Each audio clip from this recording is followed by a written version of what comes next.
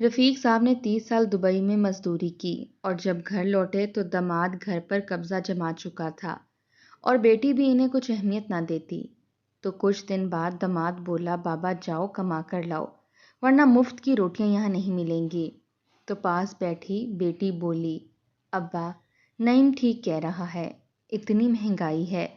رفیق صاحب ساری رات خدا کی بارگاہ میں گڑ گڑاتے رہے اور صبح دل برداشتہ ہو کر گھر سے چلے گئے اور کچرے کے ڈھیر سے کھانا اٹھا کر کھانے لگے تو ان کی آنکھیں پھٹی کی پھٹی رہ گئیں، کیونکہ کچرے کے ڈھیر سے انہیں منہ کھولا۔ اس نے بڑے کرخت لہجے میں انسپکٹر شہباز نے جیلر سے پوچھا تھا۔ نہیں صاحب جی، جب سے آیا ہے چپ بیٹھا ہے، نہ کسی سے بات کرتا ہے نہ ٹھیک سے کھاتا ہے۔ بڑی سختی سے پوچھا ہے جی اس سے، لیکن اس نے منہ نہیں کھولا۔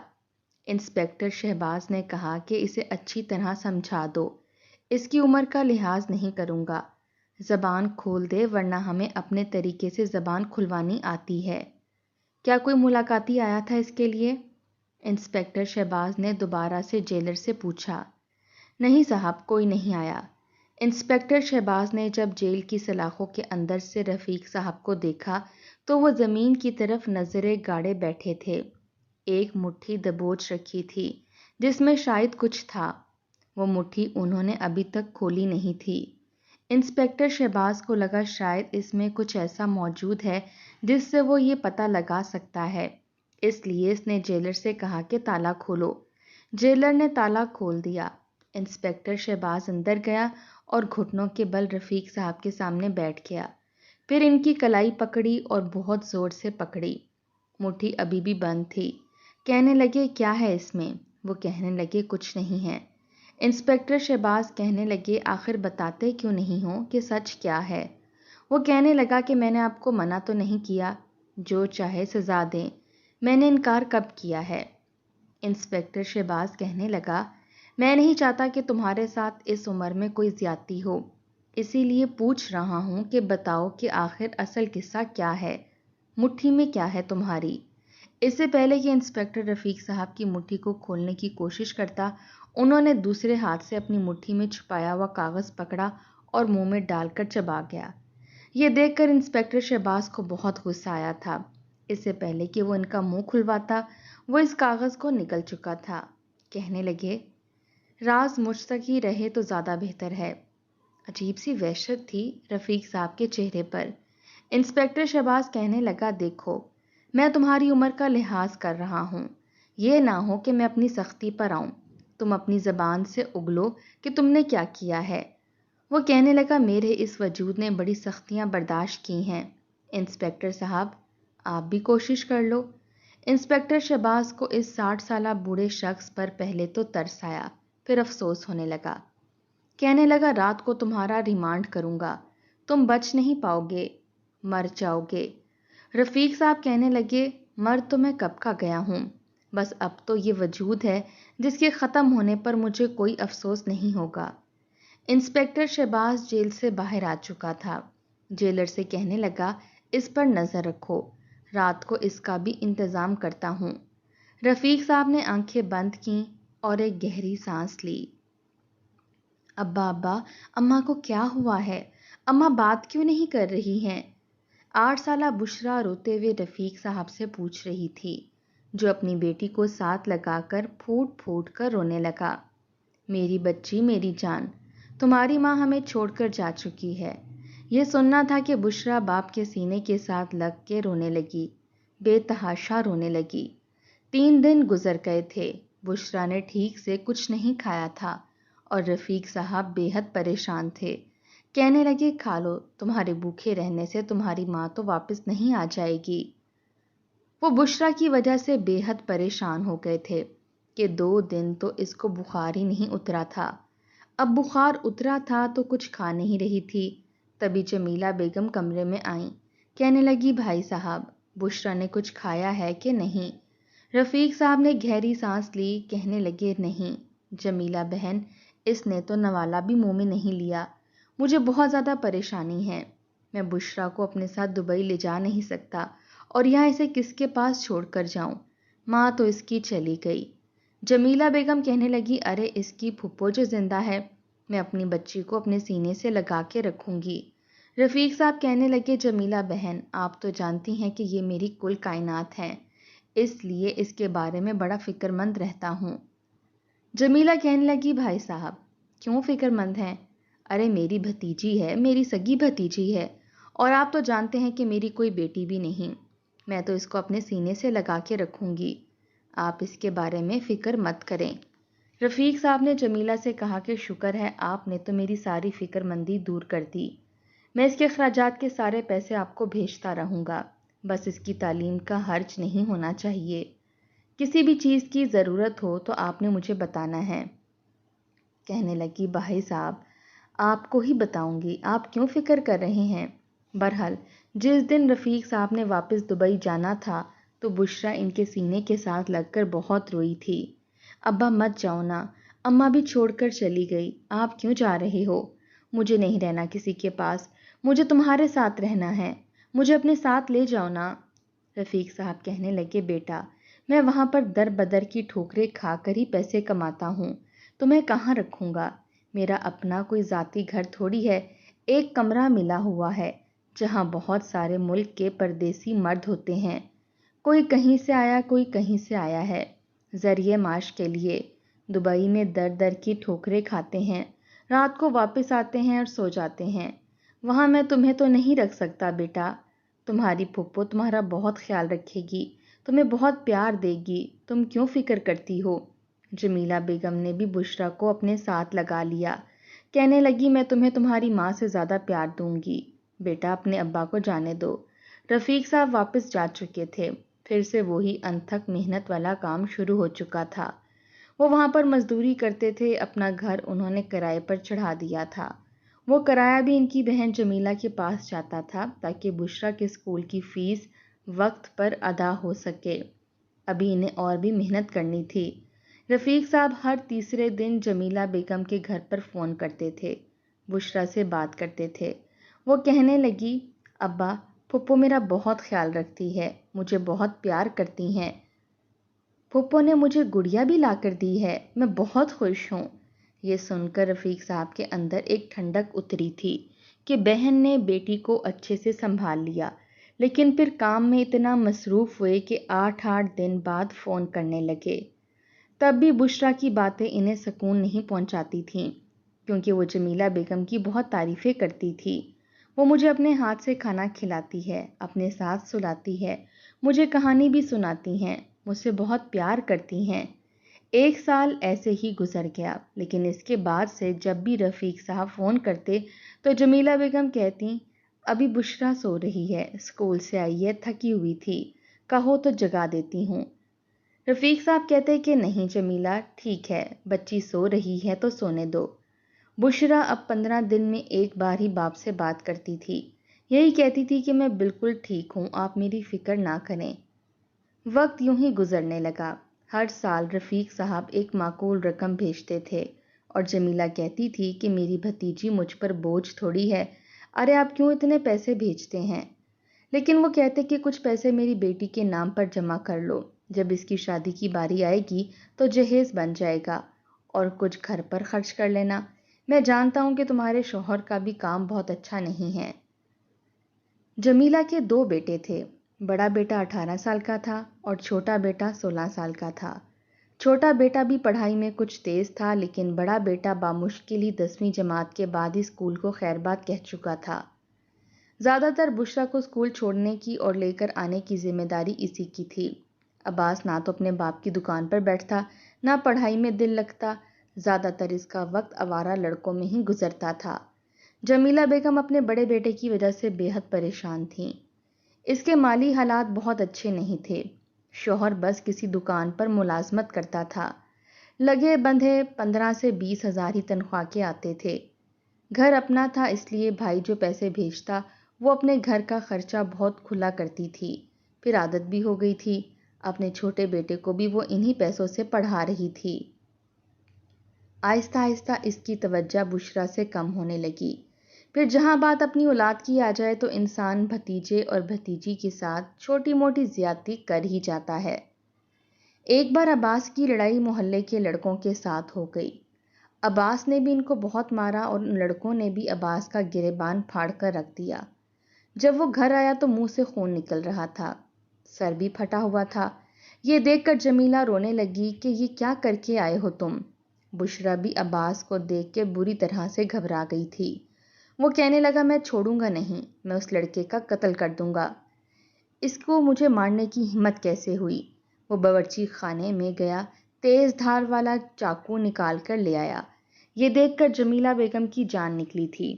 کہنے لگی عباس یہ کیا کر رہے ہو؟ تمہیں جیل ہو جائے گی، تم جیل میں بند ہو جاؤ گے، پھانسی کی سزا ہو جائے گی، چھوڑو اسے۔ بڑی مشکل سے جمیلہ اور اس کے چھوٹے بیٹے نے عباس سے چاقو لیا تھا۔ وہ ایسا ہی تھا، جنونی قسم کا۔ جمیلہ نے اسے دھکے دے کر کمرے میں بند کر کے کنڈی لگا دی۔ وہ کمرہ بشریٰ کا تھا جہاں وہ پڑھتی تھی اور سوتی تھی۔ وقتی طور پر جمیلہ نے عباس کو وہاں بند کر دیا۔ کہنے لگی کہ تم یہیں رہو گی، باہر نہیں جاؤ گی۔ اسے ڈر تھا کہ اگر یہ باہر چلا گیا تو کہیں کوئی خون خرابہ نہ ہو جائے۔ جب جمیلہ کا شوہر اشفاق گھر پر آیا اور بیٹے کی کارستانی سنی تو کہنے لگا اسے نہیں چھوڑوں گا، یہ تو مجھے کہیں منہ دکھانے کے قابل نہیں چھوڑے گا۔ میں اس کی آوارہ گردیوں سے تو پریشان تھا ہی، اب اس نے بدمعاشیاں بھی شروع کر دی ہیں۔ تمہیں نہیں پتا کہ یہ منیر کے بیٹے کی کتنی بری حالت کر کے آیا ہے۔ وہ تو منیر نے میرے جڑے ہوئے ہاتھوں کی لاج رکھ لی، اس نے اس کے بیٹے کو بہت مارا ہے۔ جمیلہ کہنے لگی مارا تو اس نے بھی ہے، اپنے بیٹے کی بھی شکل دیکھ لو، ماتھے سے خون نکل رہا ہے، ناک سے خون نکل رہا ہے، منہ پر نیل پڑے ہیں۔ اشفاق کہنے لگا تم خواہ کی طرفداری مت کیا کرو، بہت پچھتاؤ گی۔ بشریٰ اپنی جگہ پریشان تھی، صبح اس کا سالانہ پیپر تھا اور اس نے تیاری کرنی تھی۔ کمرہ بند تھا، کتابیں اندر تھیں۔ پھر اس نے جمیلہ سے کہا کہ پھپھو مجھے پڑھنا ہے، میرا کل سالانہ پیپر ہے۔ وہ 8ویں جماعت کا پیپر دے رہی تھی۔ جمیلہ کہنے لگی اگر میں نے کمرہ کھولا تو پتہ نہیں کیا ہو جائے گا، تمہارے پھپھا بہت غصے میں ہیں، یہ نہ ہو کہ عباس کی اپنے باپ سے لڑائی ہو جائے۔ وہ کہنے لگی میرا صبح سالانہ پرچہ ہے، لیکن جمیلہ نے توجہ نہیں دی۔ اسے کہنے لگی کہ تم یہاں لیٹ جاؤ میرے کمرے میں۔ بہرحال وہ بہت پریشان تھی کہ کیا کرے اور کیا نہ کرے۔ رات کو جب سب سو گئے تب بڑی آہستہ سے بشریٰ نے کمرے کی کنڈی کھولی تھی، اسی طرح کہ وہ اپنی کتابیں لے کر باہر آ جائے گی، لیکن جیسے ہی کنڈی کھول کر اندر گئی دیکھا تو عباس سگریٹ پی رہا تھا۔ اسے دیکھ کر پہلے تو گھبرا گیا، اسے لگا شاید اس کا باپ اندر آیا ہے۔ سگریٹ اپنے پیچھے چھپا لی، لیکن جب دیکھا کہ بشریٰ ہے تو کہنے لگا یہاں کیوں آئی ہو تم؟ کہنے لگی مجھے کتابیں لینی ہیں، میرا کل پرچہ ہے۔ کہنے لگا جلدی سے لو اور دفع ہو جاؤ کمرے سے باہر۔ وہ ویسے بھی عباس سے بہت ڈرتی تھی۔ جلدی سے اپنی کتابیں لے کر باہر جانے لگی تو عباس کہنے لگا بات سنو میری۔ کہنے لگی جی عباس بھائی۔ عباس کہنے لگا اگر تم نے کسی کو یہ بتایا کہ میں سگریٹ پیتا ہوں تو یاد رکھنا اسی سگریٹ سے تمہیں جلا دوں گا، تم میرے غصے سے اچھی طرح واقف ہو۔ یہ سن کر تو بشریٰ کی جان پر بنی تھی، اس نے جلدی سے کمرے کا دروازہ بند کیا اور دوسرے کمرے میں آ کر پڑھنے لگی۔ صبح اسے اسکول چھوڑنے کے لیے اس کے پھپھا گئے تھے، کیونکہ عباس کے کمرے کا دروازہ ابھی بھی بند تھا، ورنہ وہ چھوڑنے جاتا تھا اور پورے راستے سے ڈراتا دھمکاتا رہتا تھا کہ تیز تیز چلا کرو، مر مر کر قدم اٹھاتی ہو، میں تمہارے باپ کا نوکر نہیں ہوں، نہ تمہارا ملازم ہوں۔ لیکن وہ چپ رہتی تھی، کیونکہ پھپھو کا رویہ اس کے ساتھ بہت اچھا تھا۔ اس کا پیپر بہت اچھا ہوا تھا، لیکن چند روز بعد ہی ایک اور جھگڑا شروع ہو گیا۔ اشفاق صاحب کہنے لگے کہ عباس تم آج کے بعد شاہ جی کے گراج پر کام کرو گے، گاڑی ٹھیک کرنا سیکھنا ہے، تم اب گھر پر نہیں رہو گے۔ کہنے لگا میں نہیں جاؤں گا۔ وہ کہنے لگے اگر تم نہیں جاؤ گے تو دفع ہو جاؤ میرے گھر سے، میں تمہیں اپنے گھر پر برداشت نہیں کر سکتا، تمہیں مفت کی روٹیاں نہیں کھلاؤں گا۔ ارے 20 سال کے ہو گئے ہو، تمہیں ذرا بھی احساس ہے کہ باپ کیسے کماتا ہے، کتنی محنت کرتا ہے؟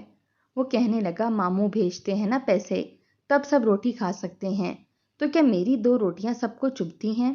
بہرحال جمیلہ بیگم نے ہی اشفاق صاحب کو کہا کہ آہستہ آہستہ میں اس کو سمجھا دوں گی۔ وہ کہنے لگے تم چپ رہو، تم نے جو سمجھانا تھا سمجھا دیا، اب میری باری ہے۔ اشفاق صاحب اسے زبردستی اپنے ساتھ شاجی کے گیراج پر لے گئے۔ اب وہ وہیں جاتا تھا، لیکن شام ڈھلنے سے پہلے لوٹتا تھا، پھر اپنے دوستوں میں بیٹھ کر سگریٹ پیتا رہتا۔ حالانکہ جمیلہ بیگم چاہتی تھیں کہ گھر کا خرچہ کرنے کے بعد کچھ پیسے بشریٰ کے لیے بچا کر رکھیں، کیونکہ جانتی تھی کہ بھائی کتنی محنت سے پیسہ کما رہا ہے اور اپنی بیٹی کے لیے کما رہا ہے۔ لیکن 2 سال بعد ہی ان کے اپنے شوہر کا بھی انتقال ہو گیا۔ وہ تو صدمے میں آ چکی تھیں، کیونکہ عباس اتنا خاص کام پر توجہ نہیں دیتا تھا۔ چھوٹا بیٹا بھی کالج میں ہی پڑھ رہا تھا۔ بشریٰ نے 10ویں جماعت پاس کر لی تھی۔ اپنی پھپھو کو اس نے بہت سنبھالا تھا، کیونکہ اشفاق صاحب کا انتقال اچانک سے ہوا تھا۔ ہارٹ اٹیک ہوا اور پھر وہ اٹھ ہی نہیں پائے۔ عباس کو جو باپ کا تھوڑا بہت ڈر تھا وہ بھی ختم ہو چکا تھا۔ اس نے گراج میں جانا بھی چھوڑ دیا۔ البتہ گاڑی چلانی آ چکی تھی، گاڑی ٹھیک کرنی بھی آ چکی تھی۔ چھوٹا بھائی کہنے لگا کہ میں ٹیوشن پڑھاؤں گا، اور عباس بھائی سے کہو کہ وہ کسی بنگلے میں ڈرائیور کی نوکری کر لیں تاکہ گھر چلانا آسان ہو جائے۔ لیکن عباس کہنے لگا کیا ضرورت ہے، میں کیوں نوکری کروں؟ ارے بھائی، ماموں کے گھر کا کرایہ آتا ہے، ماموں اچھی خاصی رقم بھیجتے ہیں، چل جائے گا گھر۔ یہ سن کر جمیلہ بیگم کہنے لگی وہ میری بھتیجی کا حق ہے، اس کا باپ کماتا ہے، اپنی بیٹی کے لیے بھیجتا ہے، تم لوگوں کے لیے نہیں کہ تم لوگ عیش کرتے رہو۔ وہ کہنے لگا کیا ہو گیا، اگر بھانجے بھی کھا لیں گے، ماموں کی کمائی میں کون سا فرق آ جائے گا؟ ہم بھی تو اس کی بیٹی کو اپنے گھر پر رکھے ہوئے ہیں، ورنہ لوارسوں کی طرح کہیں پڑی ہوئی ہوتی۔ جمیلہ نے ایک زوردار تھپڑ عباس کے منہ پر مارا کہ خبردار جو تم نے میری بھتیجی کو کچھ کہا تو۔ اسے بہت غصہ آیا، کہنے لگا آپ اس 2 ٹکے کی لڑکی کے لیے مجھے تھپڑ مار رہی ہیں۔ جمیلہ کہنے لگی کاش کہ میں نے یہ تھپڑ تمہیں بچپن میں مارا ہوتا، جب پہلی بار تم نے میرے سامنے زبان چلائی تھی۔ آوارہ لڑکوں کے ساتھ رہ رہ کے آوارہ ہو گئے ہو۔ وہ کہنے لگا ہاں ہو گیا ہوں میں نہیں کروں گا کوئی کام۔ وہ منہ پر انکار کر کے جا چکا تھا۔ دوسری طرف رفیق صاحب کو بہنوئی کے انتقال کا بہت افسوس تھا، لیکن نوکری کچھ ایسی تھی کہ چھوڑ کر نہیں جا سکتے تھے۔ انہی دنوں ایک عمارت کو بنانے کا کام لے چکے تھے، اس لیے واپس پاکستان نہیں جا سکے۔ جمیلہ سے فون پر بات کر کے افسوس بھی کیا، بہن کو تسلی بھی دی، یہ بھی کہا کہ کسی چیز کی ضرورت ہو تو بتانا۔ عباس اپنی ماں سے کہنے لگا جب ماموں کہہ رہے ہیں کہ ضرورت ہو تو بتانا، تو کیوں نہیں بتا دیتی؟ ان سے پیسے مانگو، میں گاڑی خریدنا چاہتا ہوں اور پھر اسے میں ان ڈرائیو پر چلاؤں گا، اچھے پیسے کماؤں گا۔ وہ کہنے لگی میں کیسے اتنی بڑی رقم بھائی سے مانگ لوں؟ گاڑی اگر تم سیکنڈ ہینڈ بھی لیتے ہو تو کم از کم 20 لاکھ کی آئے گی۔ وہ کہنے لگا تو کیا ہوا، دبئی میں آپ کے بھائی کے رہنے کا کیا فائدہ جو بھانجوں کو 20 لاکھ بھی نہ دے سکے؟ ایسا کرو کہ ماموں کا مکان بیچ دو۔ جمیلہ کہنے لگی تمہارا دماغ تو خراب نہیں ہو گیا؟ وہ کہنے لگا تو کیا ہوا، ارے ماموں ویسے بھی وہ مکان تمہارے حوالے کر کے گئے ہیں، پاور آف اٹرنی تمہارے نام پر ہے۔ جمیلہ کہنے لگی مجھ پر بھروسہ کیا ہے میرے بھائی نے، اعتبار کرتا ہے مجھ پر، میں کیوں اس کی امانت میں خیانت کروں؟ لیکن وہ ماں کے سامنے ہاتھ جوڑنے لگا کہ مجھ سے نہیں ہوتا گیراج میں کام، تو جانتی ہے کہ میں کسی کی بھی ڈانٹ ڈپٹ نہیں سن سکتا، پھر ماموں نے بھی کب تک کمانا ہے؟ ارے ایک نہ ایک دن تو اپنے پاکستان میں واپس آئیں گے نا، پھر کیا کریں گے؟ کیا کوئی سہارا ہے ان کے پاس؟ پھر ہم لوگوں نے ہی تو ان کے بڑھاپے کا سہارا بننا ہے۔ کہنے لگی میں اتنی بڑی رقم بنا رفیق سے پوچھے تمہیں نہیں دے سکتی۔ جب جمیلہ نے یہ بات رفیق احمد سے کی تو کچھ دیر تو وہ چپ ہوا، پھر کہنے لگا آپ جانتی ہیں کہ میں واپس آؤں گا تو مجھے گھر چاہیے، مجھے اپنی بچی کے ساتھ وہیں رہنا ہے، پھر اس کی شادی کرنی ہے، میں نے اگر گھر بیچ دیا تو پھر رہوں گا کہاں پر؟ جمیلہ کہنے لگی ہمارا گھر ہے نا، ارے میں تمہیں اپنے گھر سے تھوڑی نکال دوں گی، ادھار سمجھ کر دے دو، جیسے ہی عباس کمانے لگے گا تو میں کمیٹی ڈالوں گی، جب تک تم واپس آؤ گے ایک اچھے علاقے میں تمہارا گھر بھی خرید کر رکھ لوں گی۔ یہ سن کر رفیق احمد نے کہا کہ ٹھیک ہے جمیلہ بہن، لیکن دیکھ لینا میرا آخری سہارا ہے، بڑھاپے میں مجھے رول مت دینا۔ وہ کہنے لگی نہیں نہیں، کیسی باتیں کر رہے ہیں، میں گاڑی خریدنے کے بعد جتنی رقم بچے گی نئی سوسائٹی میں زمین خرید کر رکھ لوں گی، پھر جیسے جیسے عباس پیسے کمائے گا تمہارا گھر بھی بن جائے گا اور میرے بیٹے کی بھی روزی روٹی چلتی رہے گی۔ رفیق صاحب نے کہا کہ چلو ٹھیک ہے۔ جمیلہ نے رفیق کا گھر بیچ دیا، اچھی خاصی رقم ملی تھی۔ عباس کی تو جیسے آنکھیں پھٹی کی پھٹی رہ گئیں۔ اس نے ایک کی بجائے 2 گاڑیاں خریدیں، حالانکہ جمیلہ کہتی رہ گئی کہ ایک گاڑی تم خرید لو، باقی پیسوں کی میں زمین خریدوں گی، لیکن اس نے ماں کی ایک نہیں مانی تھی۔ 2 گاڑیاں خریدیں اور دونوں کرائے پر چڑھا دیں تاکہ اس کا کرایہ اسے آتا رہے۔ باقی کے بچے پیسوں پر اس نے اپنے کمرے میں ایک اے سی لگوا لیا۔ نشے کے سگریٹ پینے کی بھی اسے عادت زیادہ پڑ چکی تھی، اب فحش قسم کی ویڈیو بھی دیکھنے لگا تھا۔ شکل و صورت کا کچھ اچھا تھا، اس لیے لڑکیوں سے دوستی بھی ہو چکی تھی۔ کبھی ان کے ساتھ جاتا، انہیں اچھے اچھے مہنگے ریسٹورنٹ میں کھانا کھلاتا، دوستیاں کرتا، انہیں تحفے دیتا، فون پر لمبی لمبی باتیں کرتا۔ 2 سال اب گزر گئے تھے۔ بشریٰ نے 12ویں جماعت بھی پاس کر لی تھی اور جمیلہ کا دوسرا بیٹا فواد بھی تعلیم مکمل کر چکا تھا۔ اس نے بہت اچھے نمبروں سے BBA کمپلیٹ کیا تھا۔ باہر اپنی CV بھیجی تو اسے اچھی نوکری مل گئی۔ وہ بہت خوش تھا۔ اپنی والدہ سے کہنے لگا کہ میں نوکری کرنے کے لیے جاپان جا رہا ہوں اور میں وہاں جانا چاہتا ہوں۔ وہ لوگ خود خرچہ کر رہے ہیں، رہائش بھی وہ لوگ دیں گے۔ جمیلہ کو تو جیسے کچھ سکون سا ملا تھا کہ کم از کم چھوٹا بیٹا تو لائق ہے۔ کچھ ہی دنوں میں فواد جا چکا تھا۔ جمیلہ کا ارادہ تھا کہ فواد کچھ کامیاب ہو جائے تو بشریٰ کی شادی فواد سے کر دے گی تاکہ بیٹی جیسی بہو اسے گھر پر ہی مل جائے۔ پھر فواد ایک اچھا لڑکا تھا، بہت محنتی تھا۔ گھر میں جمیلہ تھی یا پھر عباس۔ ان دنوں جمیلہ کی طبیعت کافی خراب رہنے لگی تھی، وہ گھر کے کام کاج ٹھیک سے کر نہیں پا رہی تھی۔ بشریٰ کالج میں پڑھتی تھی اور گھر آ کے گھر کے کام بھی کرنے لگی۔ رات کا کھانا بھی وہی بنا لیتی تھی، اپنی پھپھو کو بھی سنبھالتی تھی، پھر محلے کے بچوں کو بھی ٹیوشن پڑھانا شروع کر دیا۔ جمیلہ عباس سے کہنے لگی، تم تو کہتے تھے کہ تم گاڑی چلاؤ گے، تم نے دونوں گاڑیاں اپنے آوارہ دوستوں کو چلانے کے لیے دے دیں، وہ تو نئی گاڑیوں کا ستیہ ناش کر دیں گے۔ وہ کہنے لگا، نہیں کرتے گاڑیاں، وہ چلائیں گے اور آدھا کرایہ مجھے دیں گے، میرا جیب خرچ پورا ہوتا رہے گا۔ جب جمیلہ کہنے لگی یہ پیسے بشریٰ کے ہیں، آج نہیں تو کل اس کی جب شادی کرنی ہوگی تو میں اس کے باپ کو کیا جواب دوں گی؟ تم کیوں مجھے پریشان کر رہے ہو؟ تمہارے کہنے پر میں نے اپنے بھائی کا گھر بھی بیچ دیا، وہ بوڑھا ہو گیا ہے لیکن ابھی تک محنت کر رہا ہے اپنی بیٹی کے لیے۔ وہ کہنے لگا، تو کیا ہو گیا؟ بیٹی کی پریشانی ہے، انہیں اس کو جہیز دینے کی پریشانی ہے تو ٹھیک ہے، میری شادی کر دیں بشریٰ کے ساتھ۔ آخر ماموں کا گھر بشریٰ کے ہی کام آنا تھا۔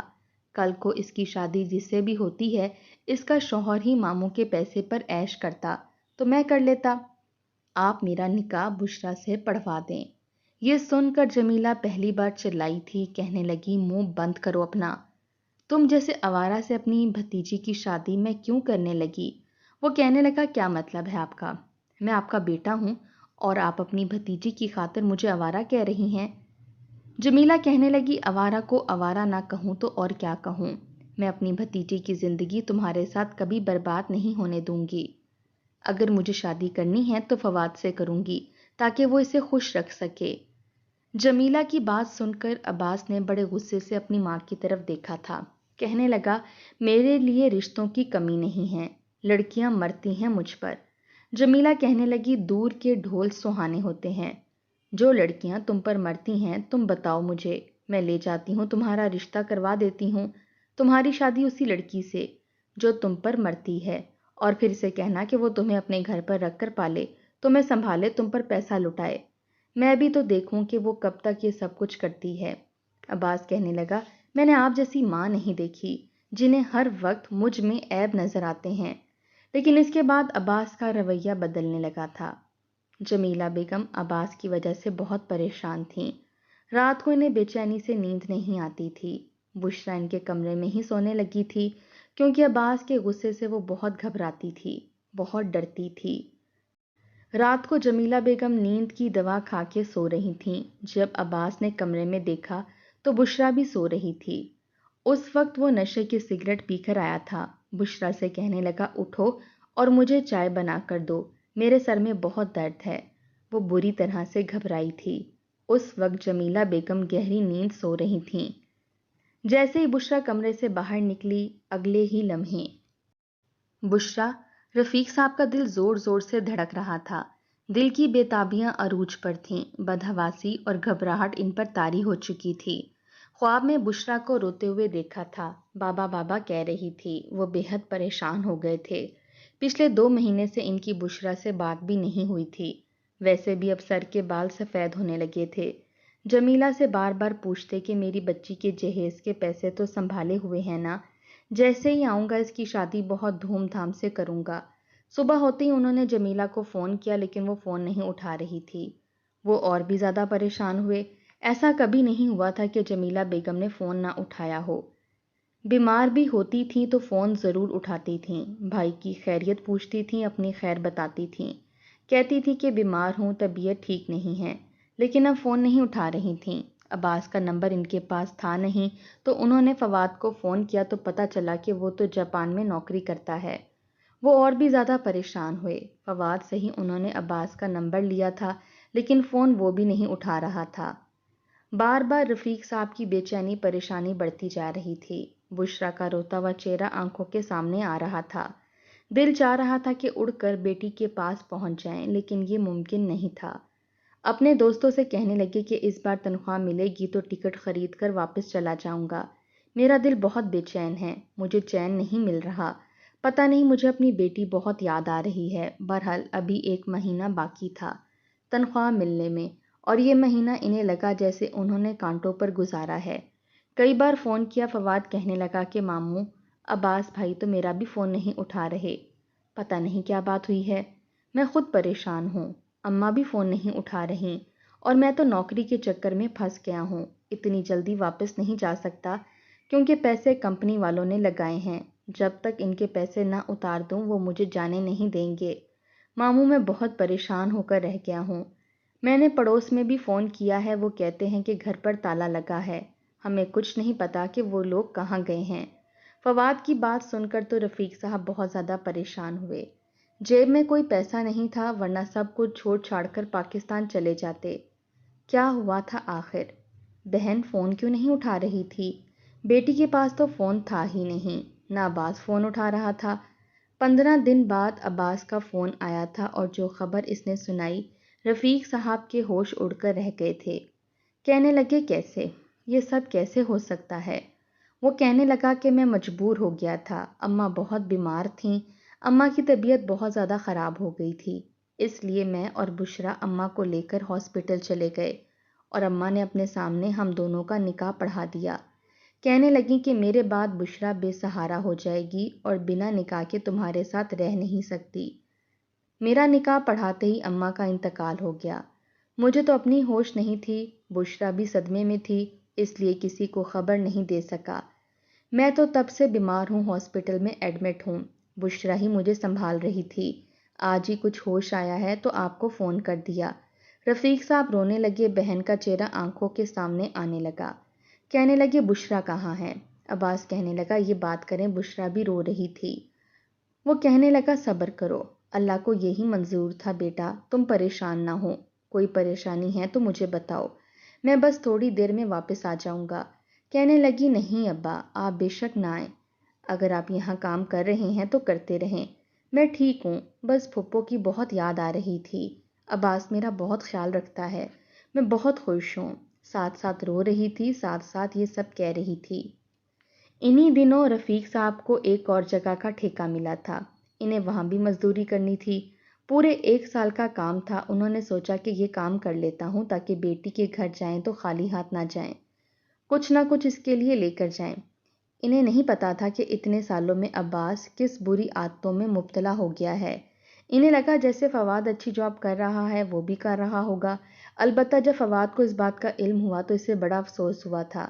اسے یقین نہیں آ رہا تھا کہ اس کی ماں نے عباس کے حوالے اس کی معصوم سی کزن کو کر دیا، حالانکہ جاپان جانے سے پہلے جمیلہ بیگم نے خود کہا تھا کہ جب تم کامیاب ہو کر لوٹو گے تو میں تمہاری شادی بشرا سے کروا دوں گی۔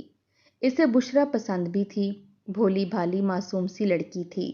وہ تو فواد سے بھی 7-8 سال چھوٹی تھی، اور عباس سے تو 10-11 سال کا فرق تھا۔ پھر جو عباس کی حرکتیں تھیں، رشتے تو اس کو ویسے بھی نہیں مل رہے تھے کیونکہ کماتا کچھ نہیں تھا، اسے نشے کی سگریٹ کی عادت پڑ چکی تھی۔ فواد بے حد پریشان ہوا تھا۔ بہرحال 1 سال اور بیت گیا۔ اس 1 سال میں کئی بار رفیق صاحب کی بات بشریٰ سے ہوئی۔ وہ یہی کہتی تھی کہ میں خوش ہوں، میں ٹھیک ہوں۔ 1 سال بعد جب رفیق صاحب واپس پاکستان گئے تو یہ سوچ کر گئے تھے کہ جمیلہ نے زمین خرید لی ہوگی، عباس نے گھر بھی بنا لیا ہوگا، بیٹی کے ساتھ تو نہیں رہیں گے۔ واپس آئے تو بنا خبر کے ہی آئے تھے تاکہ بیٹی اور داماد کو سرپرائز دے سکیں۔ جیسے ہی انہوں نے دروازے پر دستک دی تو دروازہ بشریٰ نے کھولا تھا۔ باپ کو دیکھ کر حیران رہ گئی تھی۔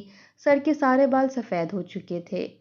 کئی سالوں بعد اپنے باپ کو دیکھ رہی تھی، ان کے سینے کے ساتھ لگ کے رونے لگی۔ بشریٰ کو دیکھ کر وہ تو پہچان نہیں پا رہے تھے۔ بچپن میں تو بہت سفید مومی گڑیا جیسی ہوتی تھی اور اب تو رنگت پیلی پڑ چکی تھی۔ باپ کے ساتھ لگ کر ہچکیوں اور سسکیوں سے رو رہی تھی۔ رفیق صاحب نے اسے پیار کیا۔ عباس بھی بشریٰ کے رونے کی آواز سن کر باہر آیا تھا۔ سامنے رفیق صاحب کو دیکھ کر ماتھے پر بل پڑے، لیکن پھر بھی گلے ملا۔ کہنے لگا جاؤ اپنے باپ کے لیے کھانا بناؤ، تھکے ہوئے آئے ہوں گے۔ سامان بھی خود اندر لے کر آیا۔ جمیلہ بیگم کا ہی کمرہ اس نے رفیق صاحب کو رہنے کے لیے دیا تھا۔ کھانا کھانے کے بعد بشریٰ باپ کے پاس بیٹھی تھی جب عباس کہنے لگا جاؤ جا کے آرام کرو، مجھے ماموں سے کچھ باتیں کرنی ہیں۔ وہ کہنے لگے بیٹا کر لینا، میں کون سا کہیں جا رہا ہوں، اب تو یہیں رہوں گا تم لوگوں کے پاس۔ مجھے بشریٰ کے پاس تو بیٹھنے دو، کتنے سال ہو گئے میں نے اپنی بیٹی کو دیکھا تک نہیں۔ وہ کہنے لگا جب آپ یہیں ہیں تو اسے دیکھتے رہیے گا، یہ کون سا کہیں جاتی ہے۔ بہرحال وہ بیٹھ گیا۔ کہنے لگا کہ آپ کے گھر کو بیچ کر میں نے 2 گاڑیاں خریدی تھیں تاکہ کام اچھا چل سکے، لیکن دونوں گاڑیوں کا بری طرح سے ایکسیڈنٹ ہو گیا اور وہ تباہ ہو کر رہ گئیں۔ شکر ہے کہ جان بچ گئی۔ یہ سن کر رفیق صاحب کے ہوش اڑ کر رہ گئے تھے۔ زندگی کی ساری جمع پونجی وہ یہاں بھیجتے رہے، گھر کا ایک آسرا تھا وہ بھی ختم ہو چکا تھا۔ کہنے لگے کہ میں کہاں رہوں گا۔ عباس کہنے لگا اسی گھر میں۔ وہ کہنے لگے بیٹی کے گھر میں کیسے رہ سکتا ہوں، یہ تو بری سی بات ہے۔ وہ کہنے لگا تو پھر اپنی رہائش کا کہیں اور انتظام کر لیں، ویسے میری طرف سے آپ کو یہاں رہنے میں کوئی مسئلہ نہیں ہے، آپ رہ سکتے ہیں۔ کہنے لگے جو پیسے میں جمیلہ کے اکاؤنٹ میں بھیجتا تھا اس میں کافی پیسے تو اس نے بشریٰ کے لیے رکھے ہوں گے۔ کہنے لگا اماں نے وہ سارے پیسے غریبوں میں بانٹ دیے، انہیں تو لگا تھا کہ آپ آئیں گے تو لاکھوں روپیہ لے کر آئیں گے، لیکن آپ تو خالی ہاتھ منہ اٹھا کر آ گئے ہیں، بس چند تحفے ہی لے کر آئے ہیں۔ بشریٰ بہت چپ چپ سی تھی، ابھی رفیق صاحب کو وہاں رہتے ہوئے 1 مہینہ ہوا تھا۔ انہوں نے نوٹ کیا تھا کہ عباس کہیں نہیں جاتا تھا، گھر آتا ہے تو بشریٰ پر چلانے لگتا کہ بھوک لگی ہے کھانا دو۔ وہ بیچاری کھانا بناتی تھی، پورا دن وہ گھر پر ہی رہتا تھا۔ رفیق صاحب جب بھی بشریٰ سے بات کرنے کی کوشش کرتے تو عباس ان کے پاس بیٹھ جاتا۔ وہ عباس کے سامنے رفیق صاحب سے کوئی بات نہیں کر پا رہی تھی۔ ایک بار تو رفیق صاحب نے کہہ دیا کہ تم کوئی کام نہیں کرتے، سارا دن کیا گھر پر ہی رہتے ہو؟ وہ کہنے لگا ہاں رہتا ہوں، میرے باپ کا گھر ہے، کسی کا ادھار لے کر نہیں کھا رہا۔ میرے دوست بہت اچھے ہیں، مجھے مہینے کا خرچ دیتے ہیں۔ اس کے دوست اس کی گاڑیوں کے ہی کرائے کے پیسے اسے دیتے تھے، جس سے وہ اپنی عیاشی پوری کرنے کے بعد ہی بچے کچے پیسے کا راشن ڈال دیتا، جس میں بشریٰ چپ چاپ گزارا کرنے پر مجبور تھی۔ جب بھی باپ سے بات کرنے کی کوشش کرتی تو عباس بیچ میں بیٹھ جاتا۔ ایک بار کہنے لگا کہ اپنے باپ سے کہو کہ کمانا سیکھیں، جا کے محنت کریں، گھر پر بیٹھ کر کھانے کی عادت پڑ گئی ہے تمہارے باپ کو۔ یہ سن کر رفیق صاحب کو بہت افسوس ہوا تھا، اپنا سب کچھ تو لٹا بیٹھے تھے، کیا بچا تھا؟ 30 سال کی محنت کے بعد کچھ بھی تو نہیں۔ بشریٰ بھی کہنے لگی ابا آپ کو جانا چاہیے، تھوڑا بہت کام کیا کریں۔ یہ سن کر وہ حیران ہوئے تھے، لگتا تھا کہ لفظ بشریٰ کی زبان سے ادا ہو رہے ہیں، لیکن وہ لفظ کسی اور کے ہیں، کیونکہ اس کی آنکھیں کچھ اور ہی کہتی تھیں۔ ساری رات وہ رب کے آگے جائے نماز بچھائے روتے رہے۔ صبح گھر سے باہر نکل گئے، مزدوری ڈھونڈنے لگے لیکن نہیں ملی۔ لوگ کہتے تھے آپ بہت زیادہ بوڑھے ہو چکے ہیں، آپ کام نہیں کر پائیں گے۔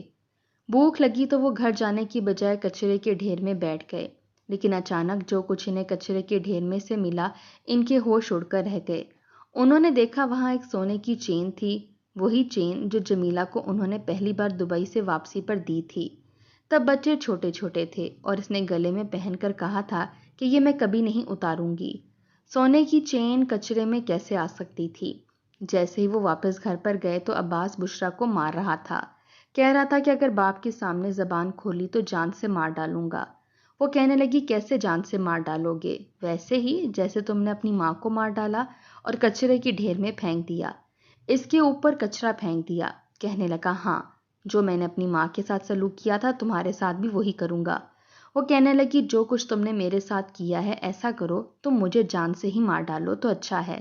تم نے رات کے اندھیرے میں میری عزت برباد کر دی تاکہ مجبوراً مجھے تم سے شادی کرنی پڑے، اور جب پھپھو نے مجھے بچانا چاہا تو تم نے انہیں بھی جان سے مار ڈالا۔ زبردستی مجھ سے نکاح کیا، کسی کو کچھ بھی بتانے نہیں دیا۔ یہ سب سن کر رفیق صاحب کو بہت غصہ آیا تھا۔ گھر کا دروازہ مکمل بند نہیں تھا، کھلا ہوا تھا۔ ان کے ہاتھ میں بیلچا تھا، وہ مزدوری کے لیے بیلچا لے کر گئے تھے۔ وہی بیلچا انہوں نے عباس کے سر پر مار کر اسے جان سے مار ڈالا۔ یہ دیکھ کر بشرا پریشان ہو گئی، کہنے لگی ابا یہ آپ نے کیا کر دیا؟ کہنے لگا تمہاری زندگی سے تکلیفوں کو ختم کر دیا۔ عین اسی وقت فواد بھی واپس آ چکا تھا۔ یہ دیکھ کر حیران رہ گیا، کہنے لگا ماموں یہ سب کیا ہے؟ وہ کہنے لگا میں خود کو پولیس کے حوالے کرنے جا رہا ہوں، بس تم میری بیٹی کا خیال رکھنا۔ رفیق صاحب نے اپنے آپ کو پولیس کے حوالے کر دیا اور کہا کہ میں نے اپنے داماد کو مار ڈالا ہے، لیکن مٹھی میں بہن کے سونے کی چین پکڑی ہوئی تھی۔ وہ اس وقت نگلے جب پولیس والا ان سے کہہ رہا تھا کہ مٹھی کھولو اور دکھاؤ کہ تمہاری مٹھی میں کیا ہے۔ فواد نے کوشش کر کے وکیل کروایا، سب کچھ کروایا اور ان کی سزا کو کم کروا دیا کہ انہیں موت کی سزا نہیں سنائی گئی تھی، بس عمر قید ہوئی تھی، اور جس عمر میں وہ پہنچ گئے تھے ساری زندگی جیل میں ہی گزرنی تھی۔ البتہ فواد نے عدت پوری ہوتے ہی بشرا سے نکاح کر لیا۔ اب وہ ہر ہفتے اپنے باپ سے ملتی تھی، لیکن صرف چند لمحوں کی ملاقات۔ بہت روتی تھی، لیکن رفیق صاحب خوش تھے کہ بیٹی کی زندگی کو جہنم بننے سے بچا چکے تھے۔ کہتے تھے کہ میں نے ساری زندگی تمہاری خاطر ہی اتنی محنت کی تھی، اور اب بھی تمہیں خوشیاں نہ دلوا سکتا تو میری اس محنت کا کیا فائدہ تھا؟ کچھ بھی نہیں۔ بہرحال فواد نے دوبارہ سے کیس اٹھایا اور بتایا کہ اس کے بھائی نے کس طرح سے بشرا سے نکاح کیا تھا، اس کی والدہ کو مار کر کچرے میں پھینک دیا تھا۔ یہ سب باتیں جب عدالت کے سامنے ثبوتوں کے ساتھ رکھی گئیں تو رفیق صاحب کی سزا اور زیادہ کم ہو چکی تھی۔ 1 سال بعد جب وہ جیل سے باہر آئے تب اپنی بیٹی کے ساتھ لگ کر پھوٹ پھوٹ کر روئے تھے۔ زندگی کے بچے کچھ سال فواد نے ان کی جنت بنا کر رکھ دیے تھے۔ جب ان کی بیٹی اپنے شوہر کے ساتھ ہنستی باتیں کرتی تو شفیق صاحب کو لگتا کہ اب وہ چین سے مر سکتے ہیں۔